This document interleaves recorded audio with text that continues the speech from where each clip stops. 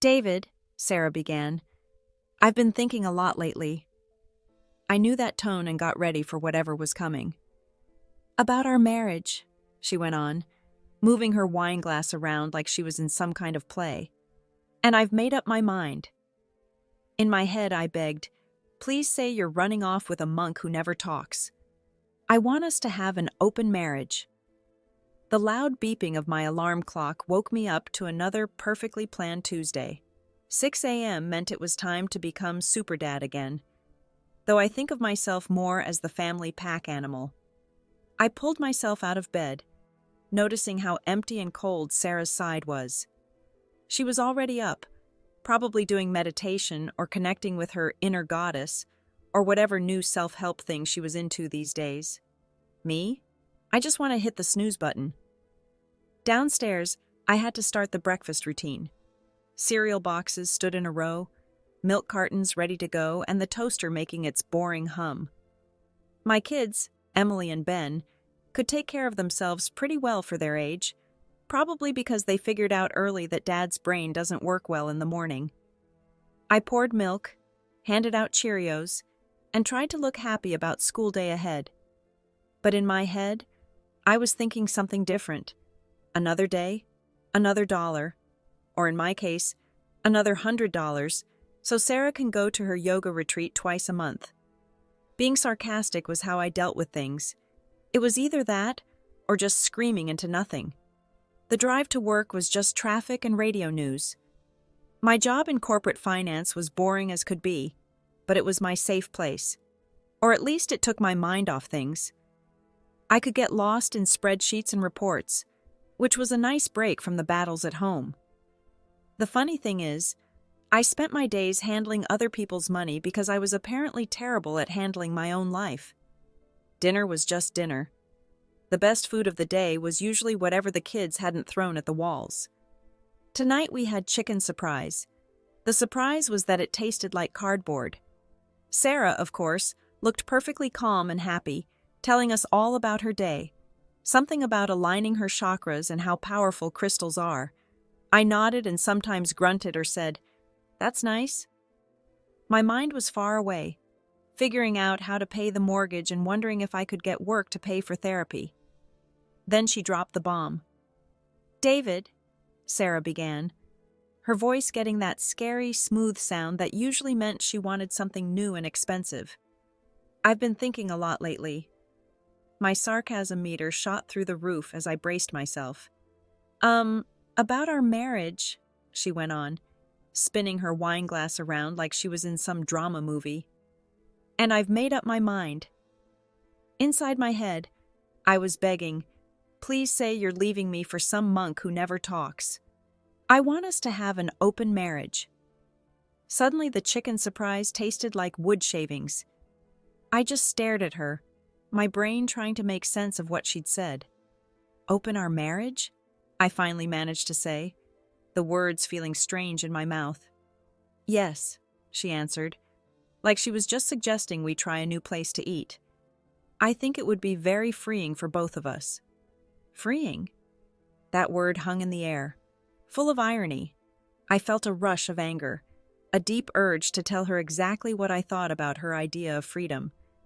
But then I looked at the kids, their faces showing the same confusion I felt, and my anger faded into a familiar dull pain. "And," she added, speaking almost in a whisper, "if you say no, we might as well get divorced." Her demand was so direct, so carelessly mean. I was stuck between two bad choices, between my bitter feelings and what was best for my children. I wasn't trying to be a hero. I was just being practical. I was being a father. "Fine," I said, the word tasting terrible in my mouth. "If that's what you want." The look of relief on her face made me sick. She smiled brightly and reached across the table to hold my hand. Her touch felt strange now, like I didn't know her anymore. That night, I moved to the guest bedroom. The room felt huge and empty, just like the emptiness I felt inside. I lay in the dark, listening to how quiet the house was, the quiet of our failing marriage. I thought about Sarah, her easy smile, how she charmed everyone so easily. I thought about the kids, their innocent faces, how they loved without doubt. And I thought about myself, the man I used to be, the man I was slowly losing track of. My resentment was now like a living thing, a seed planted in the soil of my sadness. I closed my eyes and pictured the spreadsheets waiting at work, the endless rows of numbers, how comfortingly predictable they were. It was an escape, a safe place, and at that moment, I knew I would hold on to it like it was saving my life. 2 years, 730 days. That's how long I'd been living in this bizarre reality, or as Sarah liked to call it, our evolved relationship. Evolved apparently meant I worked 70-hour weeks to pay for her evolution, while she, well, kept on evolving. What exactly she was evolving into, I had no real idea. A spiritual teacher? Someone who makes weird art? A professional nap taker? There were as many possibilities as there were reasons for me to feel hopeless. My life had turned into the same boring routine over and over. Wake the kids, go to work, take care of kids, sleep, and do it all again. My social life had shriveled up and died from lack of attention. My friends, bless them, had tried to get me to go out, but David's busy had become their automatic answer. Busy being a walking cash machine mostly. Sarah's freedom, though, was a whole different story. Her schedule looked like some big international meeting, a crazy mix of yoga trips, art shows, and workshops about finding your power. I imagined her sitting surrounded by crystals and saying while I fought with spreadsheets and wondered what the point of life was. The situation was so full of irony you could spread it on bread.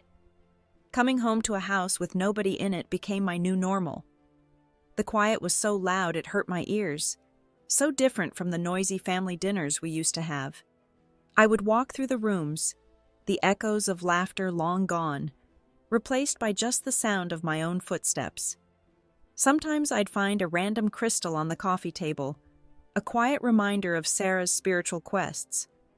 I'd pick it up and turn it around in my hand, wondering if it had the secret to happiness inside it, or at least the secret to getting a good night's sleep.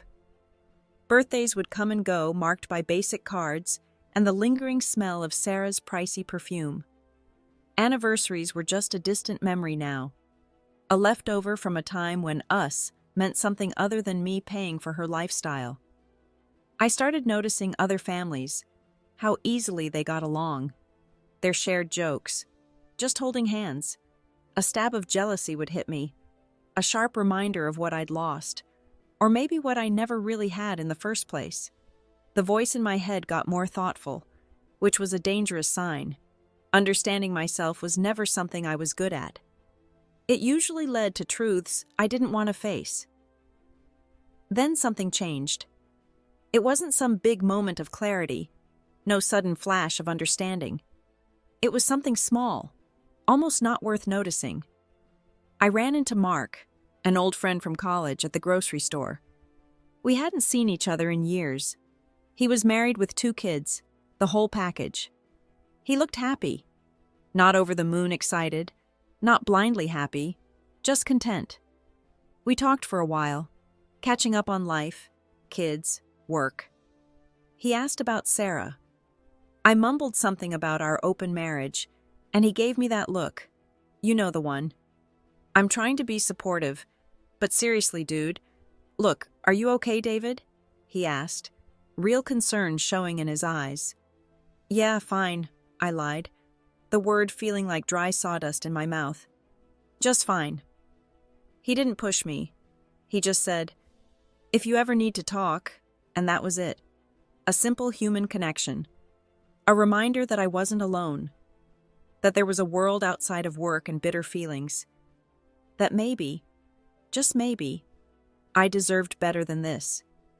It was a tiny flicker, a spark in the darkness, but it was there, and it was enough to make me question everything. The seed of standing up for myself, sleeping for so long, finally started to grow. The talk with Mark stayed with me.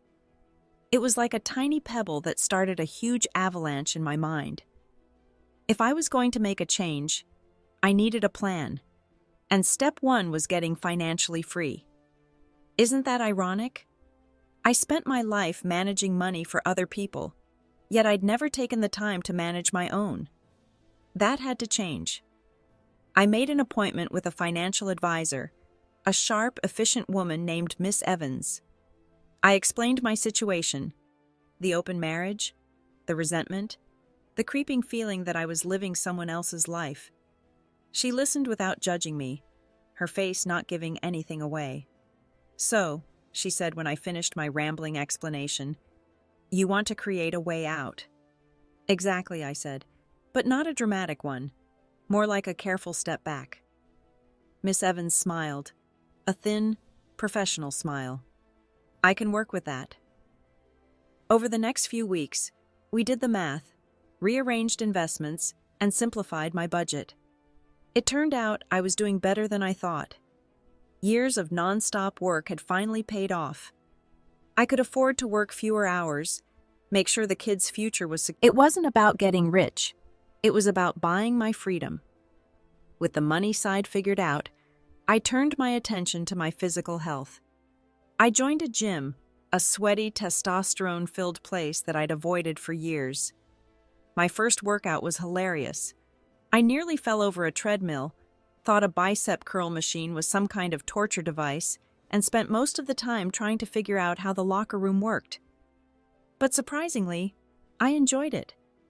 The physical effort, the feeling of my muscles burning. It was a release. I started eating better, too, trading chicken surprise for actual, real food. I even got back into old hobbies, like playing guitar, something I hadn't touched since college. The way I talked to myself during this time was a mix of making fun of myself and a growing sense of something new. Hope? Maybe. Then I caught the travel bug.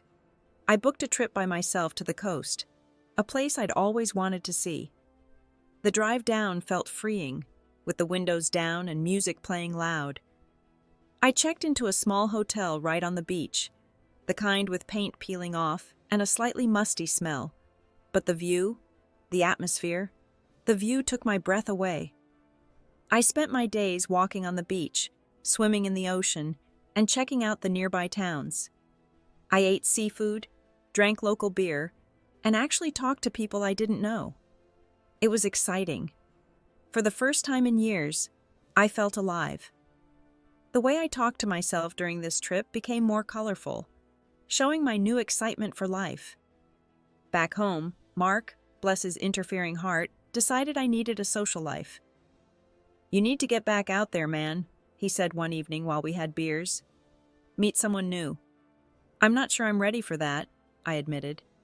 "Ready or not, you're going," he declared. "I've set you up on a blind date." "A blind date?" I choked. "Mark, are you trying to kill me?" "Relax," he said. "She's great. Actually a friend of Sarah's." "Oh, that's just perfect," I muttered. The date was, well, it was a date.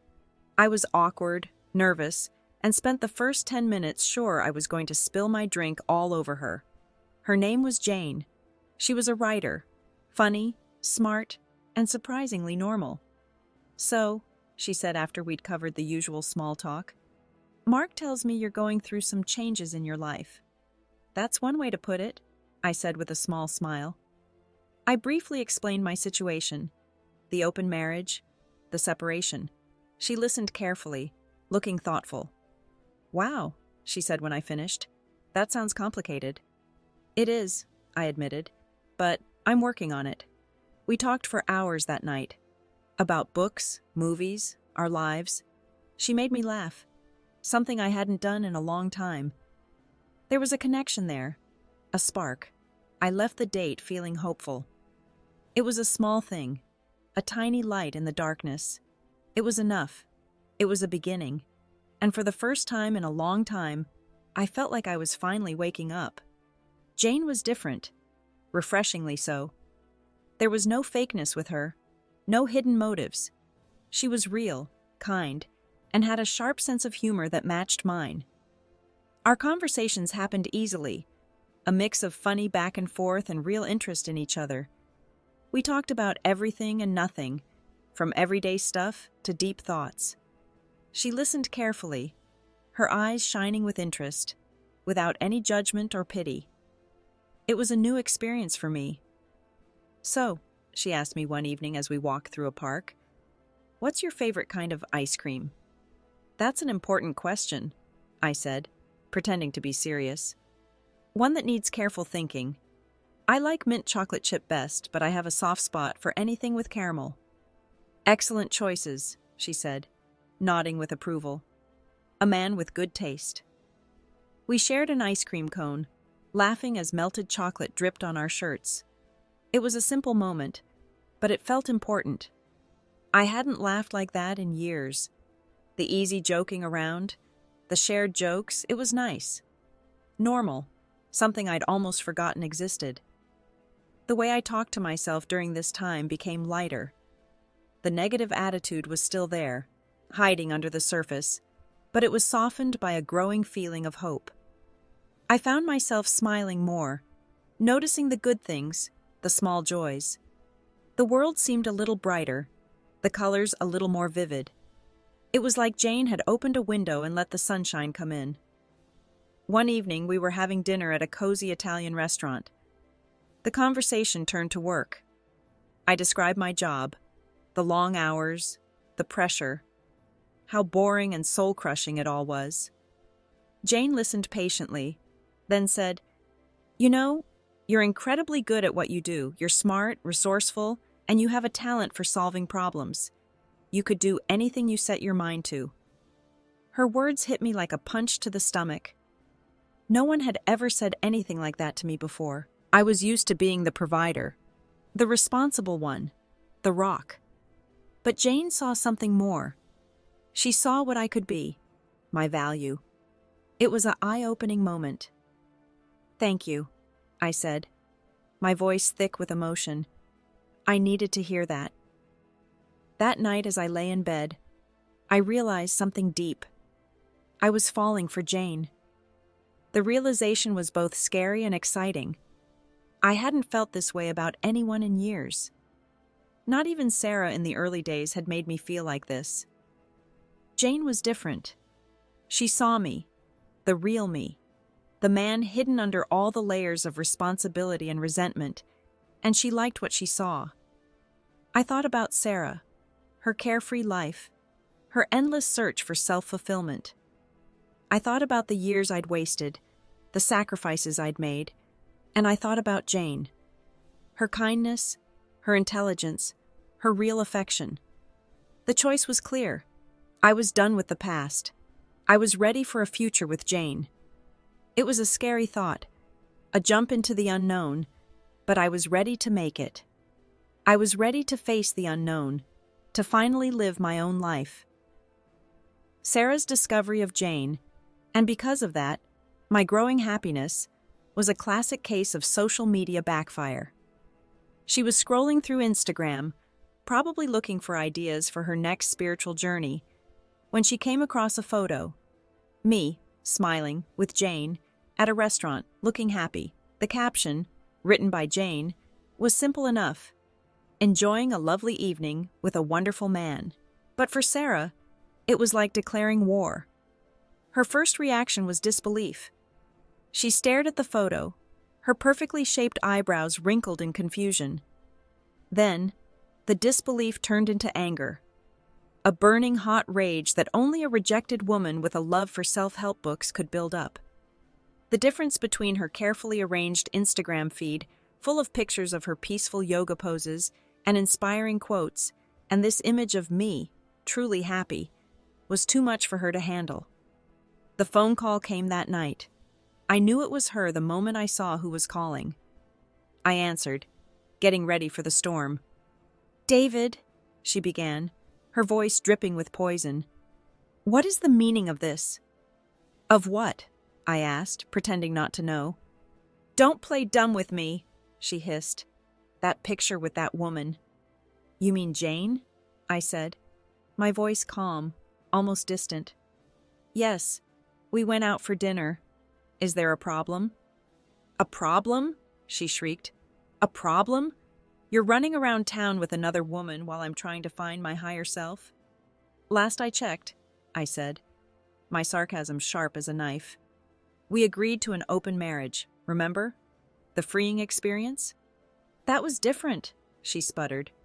I didn't expect you to actually date. So what exactly did you expect? I asked. That I'd sit at home, waiting for you to grace me with your enlightened presence? That I'd be your personal cash machine and nothing more? Don't be ridiculous, she snapped.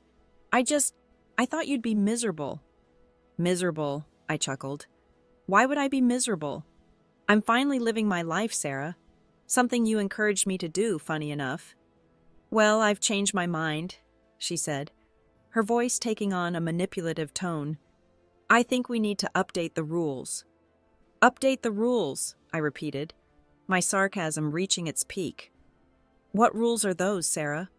The ones you decided on your own 2 years ago? The ones that let you run around freely while I became a hermit? Don't be dramatic, she said. I'm just saying, if you're going to see other people, it needs to be just for sex. No emotional connections. I laughed, a real hearty laugh that echoed through the empty house. That's rich, Sarah, I said. Absolutely rich. You want to control my relationships now? After you spent 2 years doing whatever you wanted? No, Sarah.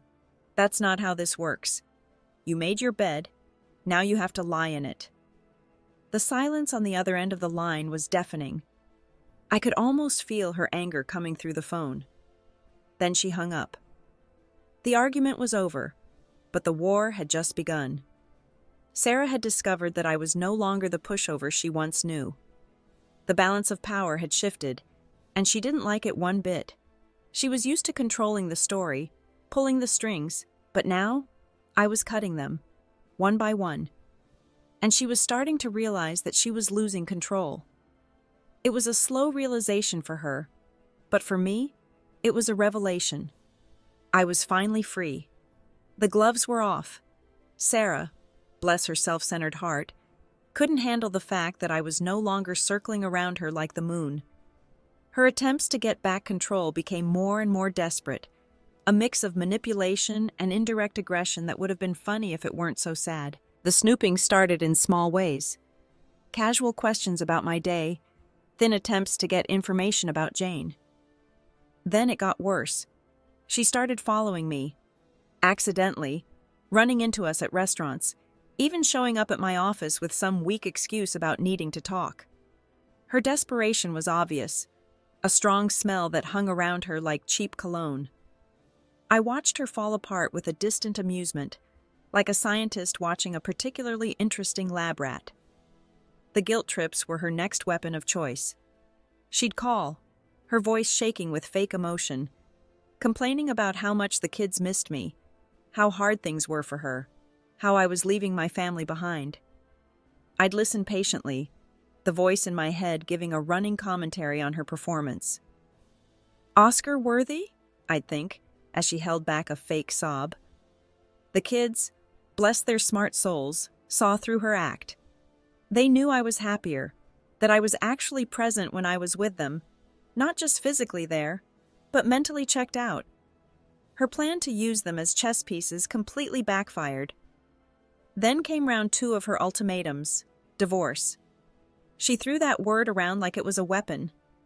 She was so sure I'd fall apart, that I'd plead with her to stay, that I'd give her anything to avoid splitting up.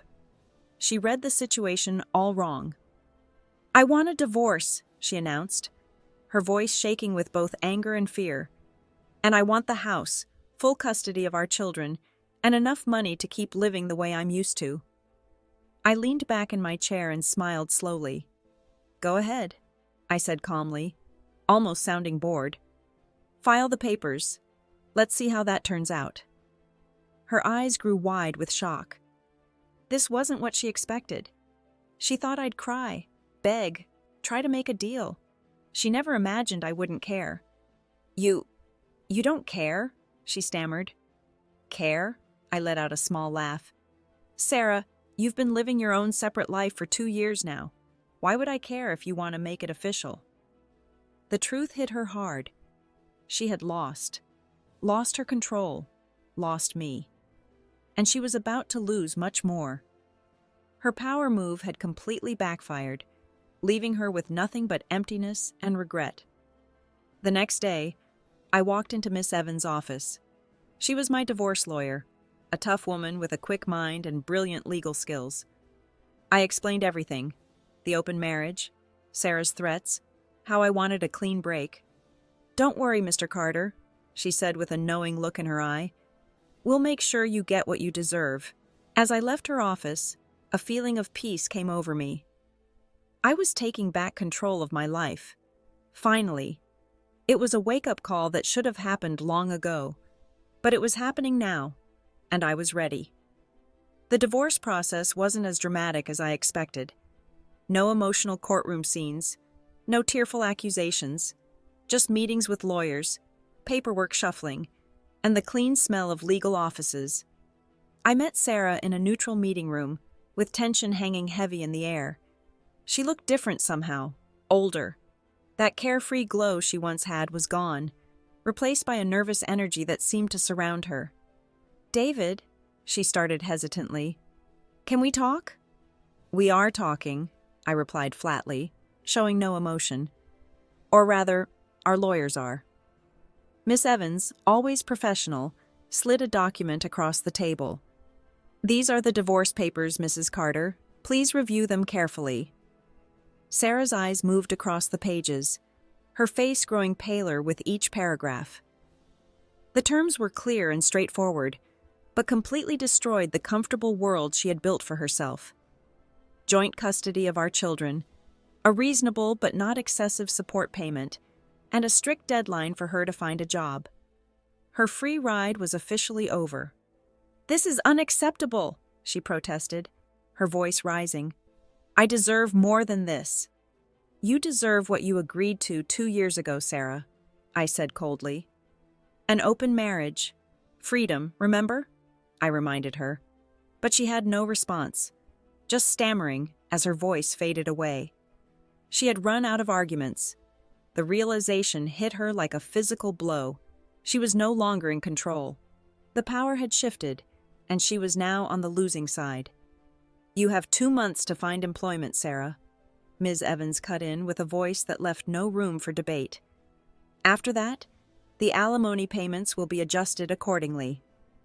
Sarah looked at the lawyer, then at me, her eyes wide with disbelief. This outcome had never crossed her mind. She had always assumed I'd remain her safety net, her provider, her endless source of financial security. The shock was written all over her face, a mix of anger, fear, and the dawning realization that her carefully built world was falling apart around her. I watched her, feeling a brief flicker of something like pity.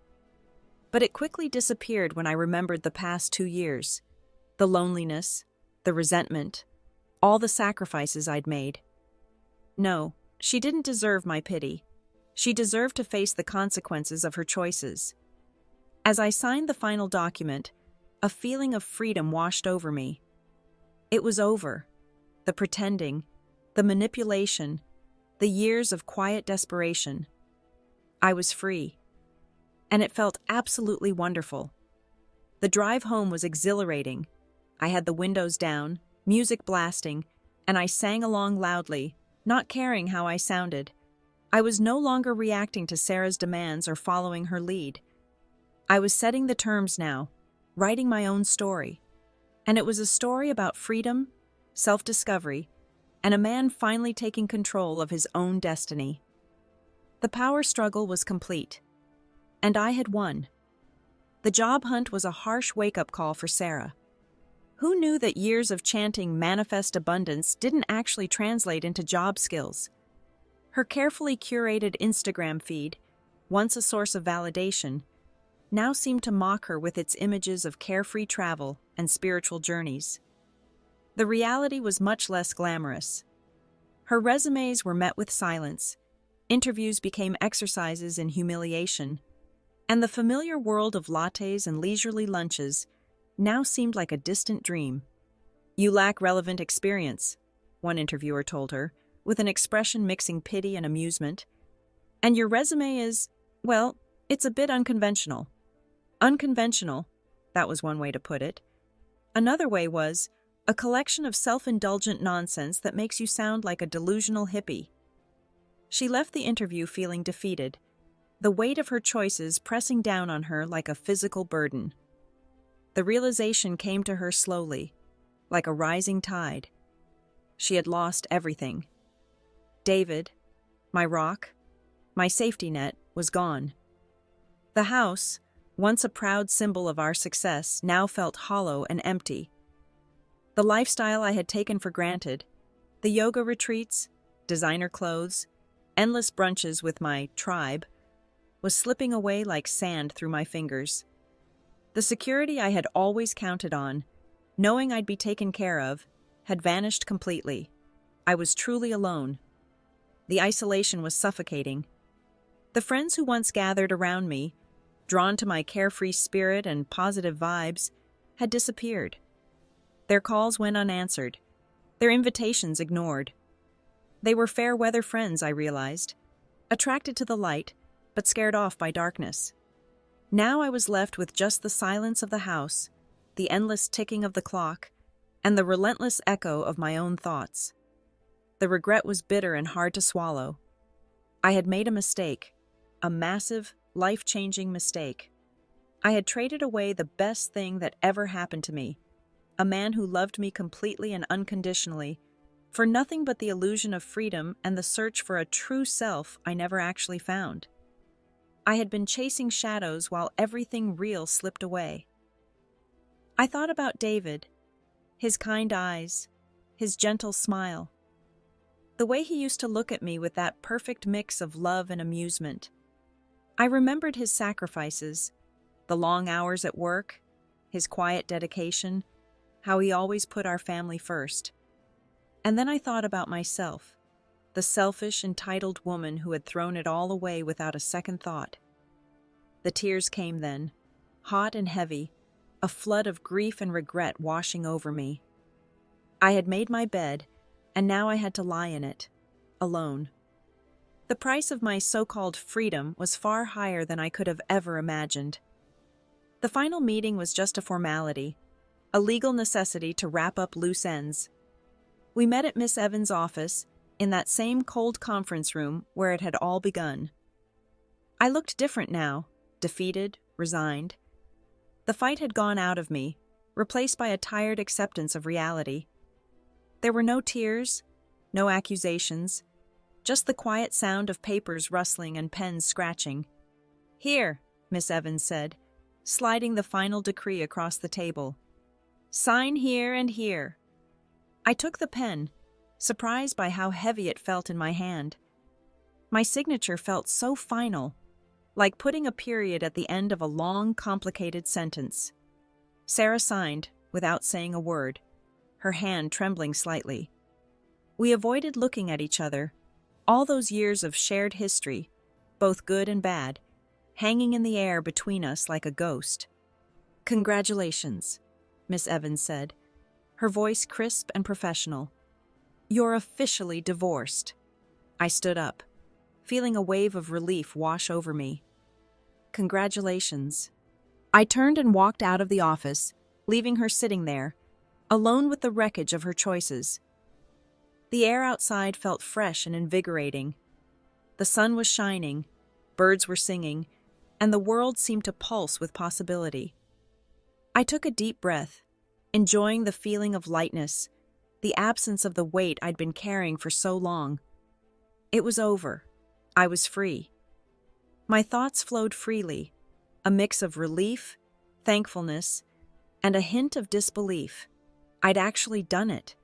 I'd escaped the golden cage, broken free from the chains of a life that wasn't truly mine. I'd faced my fears, confronted my demons, and come out on the other side, stronger, wiser, and more determined than ever to live a life that was authentic to who I really am. The first thing I did was call Jane. Her voice, warm and welcoming, filled me with a sense of peace. "It's over," I said, the words rushing out. "I'm free." "I know," she replied softly. "I'm proud of you." We celebrated that night with a quiet dinner at our favorite Italian restaurant. There were no grand speeches, No dramatic declarations of eternal love, just the simple comfort of shared laughter and genuine connection. It was enough. It was everything. The next few months brought a whirlwind of change. I quit my soul-crushing job, the one that had been both my prison and my escape. I sold the house that held so many memories, both good and bad. I downsized, simplifying my life, throwing off the extra baggage that had weighed me down for so long. I traveled, exploring new places, meeting new people, and broadening my horizons. I reconnected with old friends, the ones who had stuck with me through thick and thin. I spent more time with my kids. I often thought about the journey that had brought me here. The pain, the betrayal, the years of quiet desperation. It would be easy to focus on the negative, to wallow in bitterness and regret. But I didn't. Instead, I felt a strange sense of gratitude. The pain had been a catalyst, forcing me to face my own truths, to break free from the chains I'd created for myself. It had led me to Jane, to a life filled with joy, purpose, and a deep sense of self-acceptance. The irony wasn't lost on me. Sarah, in her quest for freedom, had accidentally set me free too. She'd given me the space I needed to find myself, to discover my own happiness. It was a twisted kind of gift, but a gift nonetheless. I looked out the window, watching the leaves dance in the wind. The world was full of possibilities, adventures waiting to be had, stories waiting to be written. I was no longer afraid. I was no longer defined by the past. I was free, and that, I realized, was the greatest gift of all.